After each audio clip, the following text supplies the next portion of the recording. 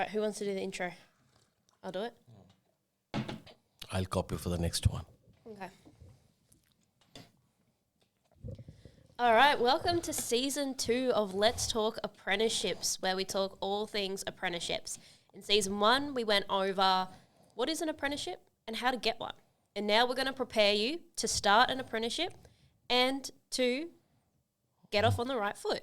Absolutely. So important to have a good start. And I think, Louise, before we do that, have you been receiving any feedback on Season 1?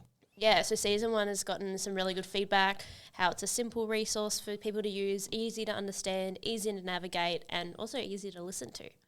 And similar feedback to me as well. And some of them said, I wish we had something like this when we were thinking about or when we were in an apprenticeship. So they're really looking forward to a Season 2. And here it is. So we are doing a Season 2. So first episode, Louise. So what do you want to cover here? So today we're going to cover for the apprentice, getting ready for your first day. What does your first day look like? What do you need to do to prepare for it? So Raman, what, in your perspective, when you see an apprentice turn up, what do you want them to have on their first day?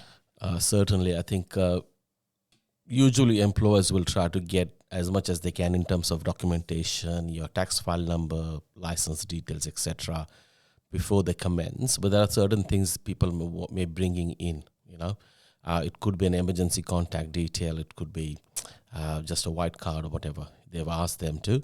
So we would want, first, I think the important part is they come fit, they come enthusiastic, and they come with an attitude whereby they want to learn and learn as much as they can.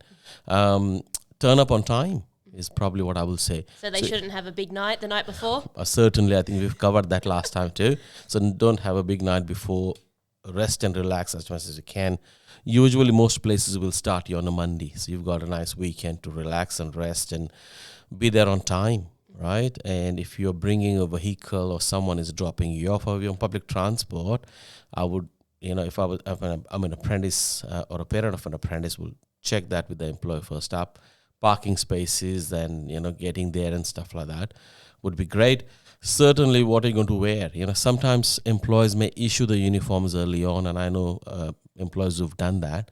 So do wear that uniform coming in. And certainly, if you have got any special requirements, usually those days are going to be training days. So let the employer know if that's the case. Yeah, and I think definitely the uniform thing is probably a question that gets asked quite a lot, especially do you know if you're going to be working on the tools or on site that day, or are you going to be doing any inductions? Would be a really good thing to ask to help you set up for, what to wear and what to bring on your first day. Yep. So, and look, and we can also talk from an employer's perspective, if that's the, if we can, is be ready for the apprentice, organize the PPE, make sure you've got the sizes correct with the apprentice. And I know employers who would actually bring in an apprentice or a group of apprentices for a pre-start day. So they might make it an afternoon or an evening where they can come in, be taken around, be introduced to the supervisors, the team, even try their uniform on. Mm-hmm. So not leaving anything to surprise is a good strategy for an employer, especially if you're starting apprentices for whom this is the first job. Yeah.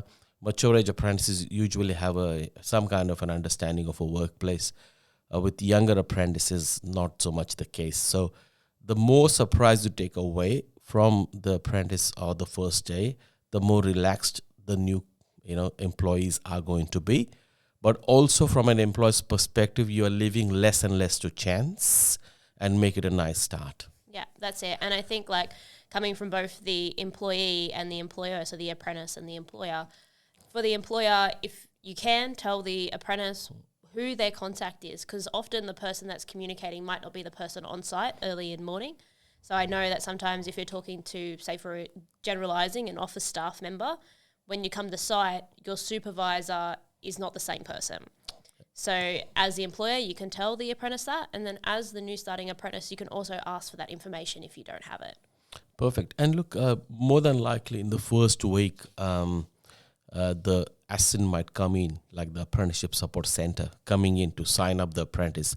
And they may require IDs, your photo IDs and So do bring that as well, because that might actually hold back your sign up on the day. So should always carry that with you. And people may think it's common sense, but often people who are not used to such kind of things may forget that and may jeopardize the process on the day one, and in doing so create a not so good impression. Yeah, that's it. So, Raman, what's the ASIN?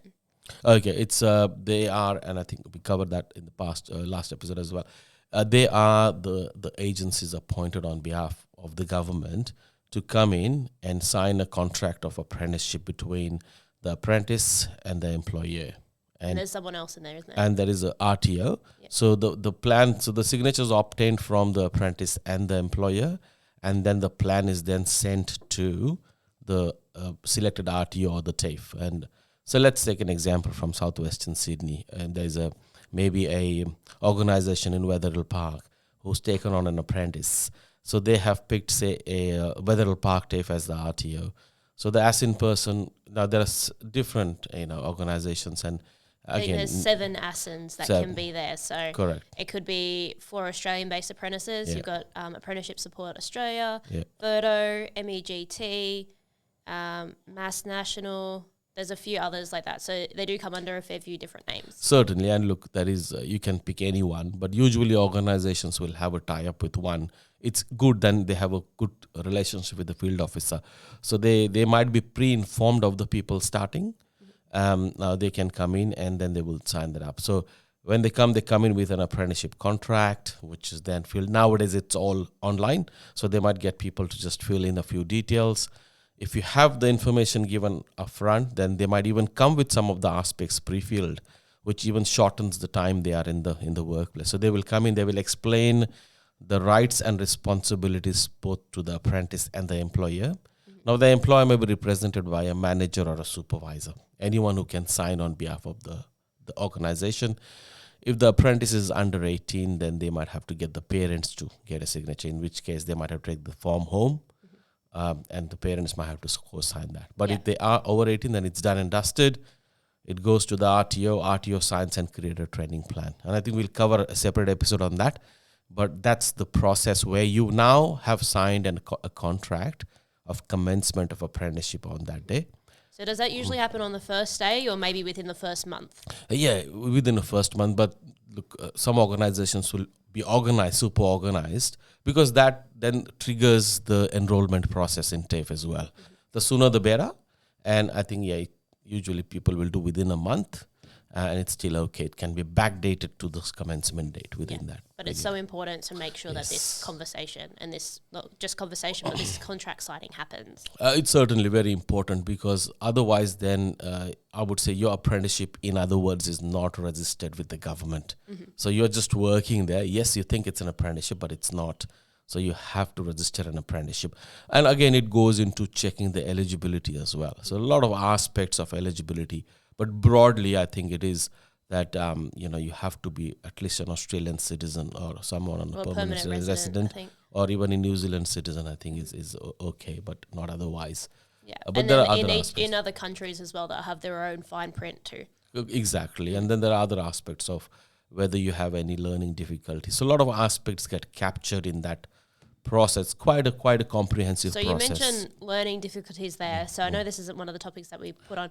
So if you have a learning disability or something like that, when they know that information, what happens with that information? I think they can connect them with the correct service. So it's not a mark against the apprentice's name. It's more like they can then help you if you upfront with whatever you have going on. Certainly, and look, with now the recruitment practices are quite refined nowadays. So employer well and truly has awareness of this, and certainly will make sure if the apprentice forgets to mention, they will. Because the approach is to help the apprentice or every person who wants to do an apprenticeship to have the best possible chance at the apprenticeship. So there's a lot of help, and Louise, you and me have seen we've employed some apprentices, especially with the ones with a hearing disability, and they even had a good chance with and they finished apprenticeship with flying colors and now are working in the industry. But that was possible because we were aware of those things, and we made all agencies involved aware of it, and they got help from all directions. Yeah. So first day, kind of just recapping on that, because I think we went into the first month a little I bit. know. But so with the apprentice, rock up on time. Don't have a big night before. Bring your identification, because there's going to be some forms to sign. Your tax file number. Wear clothes that you can work in as well. Wear your uniform if you've been given it. For the employer side of things, issue the apprentice the workwear, or at least tell them what they need to wear. Tell them who they need to talk to. Have, that person, that conversation with the ASIN or the government agency to have that rolling, because I know sometimes there can be a delay if it's a peak period. And, start getting them in the workshop ready to go, I suppose. Certainly, I think that's that. And I think most organizations will have a good, induction, a safety induction. So be attentive of that, especially with the instructions about safety, right? So I think we've got a bit more extra time, so we can go into a formal onboarding process. Yes, certainly. So not all companies will have a formal onboarding process. Generally, what we've been talking about in this first part of the episode is what would happen at a smaller business, say, where, the apprentice would be talking to a supervisor, manager, or a HR representative, and they'll rock up. They might just be the one apprentice starting at that business. But say for a larger company that might have 5 apprentices starting on one site and may have multiple locations, say, all over the east coast of Australia, what's the process then? Is it any different? Look, I always say use a rule of thumb is whatever you do for your employee rather, largely it's the same. And just because that person is an apprentice doesn't make it any difference. So the minimal is that. Yep. Plus you then factor into aspects about TAFE and, special instructions about safety, because they are going to be working under supervision all the time. So that aspect gets added. So we don't have to overthink about it. So if you have a good induction checklist, and if you're an organization who doesn't have, I think you should get one. Okay, then there are bigger problems than that. Yeah. Then in that case, you should not be taking an apprentice on. So yes, certainly, especially if the apprentice is going to be working in a high risk environment, and let's pick, he's going to work in a truck workshop or a fabrication workshop. There is a multitude of safety policies, work procedures they need to be aware of. They won't be learning it in one day, but if you structure it well, that the first 2-3 days is all about awareness of what's where. Policies, especially about attendance, about absenteeism, about first aid, all of that. So cover them. So it happens in probably 2 or 3 stages. So first is awareness, then you test the awareness, and then you start with a step-by-step process of what's required now, what's required within 10 days, 15 days, whatever, and then gradually taking them on a journey. And especially if apprentices, are straight out of school, they are the most inexperienced employees you would have. Obviously, you will have mature age maybe in the same group. So you should always cater to the common denominator, the one which is the most inexperienced, and then build your induction based on that kind of newness, I would say. That's it. So say, you're starting an apprenticeship for a larger company. Is it common that maybe apprentices will be flown to one central location to complete these inductions? Yes. So now you're talking about like a premium onboarding, Yeah. which is where big organizations do it well now, because now they also want to introduce the apprentice to, the organizational culture, policies like code of conduct and ethics, business plans and success stories. So they would do like a big, usually between 1 to 2 weeks of onboarding. And with multi-location organizations, so say they have branches all across Australia or South Pacific, they will bring people into one location and then have one concentrated effort at a good onboarding. And then they structure it well. It starts with a good introduction to the company. They possibly would have done the safety induction respective to the branch a week before. Say you are an apprentice, you spend a week at the branch, get a lot of the branch specific and safety things out of the way. You get flown into a city, and then they cover all these other aspects such as code of conduct. It could be about the safety culture. There could be, again, understanding what the organization doing at a broader level. There could be a lot of meet and greet with the business leaders, and a lot of things. There could also be even a tour of an industrial organization, like a truck factory for that matter. because all of these creates a lot of points in the memory of the apprentice, which motivates them towards more than what they thought that apprenticeship would be, like a big picture. Yeah. So that's it. So it does sound like a lot of information. And I know Yes. personally when I went through my Yes. apprentice like onboarding, we had the 1 week at the branch where we kind of did all that nitty gritty at the branch kind of stuff, branch specific things, had our ASIN come out and sign us up. And then we had 1 week where all our other fellow apprentices had come in and we had done the, meet and greet with the big bosses, code of conduct, some team building stuff. And it can be a lot for an apprentice. So It can be. I think it's really important to remember that it's okay if you don't remember all of the things.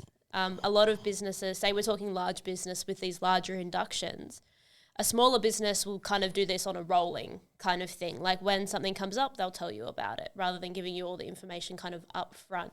You have your sign up with your ASIN, which is very important. And no matter if you work for a small or large company, you need to make sure that happens. Your uniforms or even being told what to wear, what safety-wise, should happen in all types of businesses, large and small. And then kind of as we get to bigger businesses, sometimes they chuck in a few extra bells and whistles.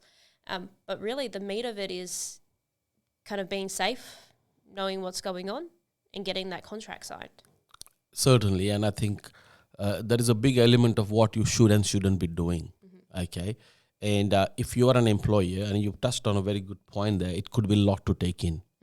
So the person who's designing this onboarding program has to take that into account, that they're possibly dealing with a very short attention span, all right? Well, not even that. If you're getting so many bits of information, it can be a lot for anyone, no matter how big your attention span is. Certain. And that's, again, I'm generalizing it because we just do want it to be given in a nice short package and just tell us what I need to do. Sometimes, with maybe old school organizations, they get carried away with the message length. They want to include everything in one hit. So if they break it down nicely, if they have an activities based approach, then it could be more effective in what you're going to tell them. And I think it all boils down to what you should and shouldn't be doing.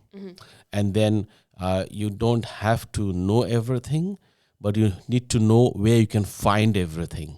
And I think if you can teach the new employees that, then I think you've had a very good onboarding. Yeah, so this has been really all about setting an apprentice up for success. Oh, good one. So whatever the apprentice can do to set themselves up for success, and also the success and the employer as well, how they can set their apprentice up for success. Certainly. It's a huge investment. And I think the last time I heard was, I think if you lose an apprentice, within the probation period, that itself is 30, 40 grand gone to the drain straight away. Over the long term, it's even more. Again, don't quote me on this, but I think it's about $300,000 to $400,000 invested in an apprentice over the 4 years. And so you want to make that investment work well for you and for themselves as well, and for the industry for that matter. Yeah, that's it. So in this episode, we've talked about setting the apprentice up for success. Correct. And giving the apprentice the tools to complete that. So this should all happen in the first month, sometimes in the first week. Yep. So I think in our next episodes, we'll go into a bit more about what probation is and all that kind of next steps after that. Certainly, Louise. And I think you rightly said, prepare for the first day well, 1 day at a time, 1 week, 1 month, and before you know, the probation's done. So we will definitely cover that in the next episode. So I think we'll call this one. Yeah, we can keep talking forever. I think so. So we'll leave something with the second episode. So thank you once again, Breed Sunrise Studio, for letting us record here. And so we'll look forward to the second episode, Louise. Yeah. Thanks, everyone. Catch you in the next episode.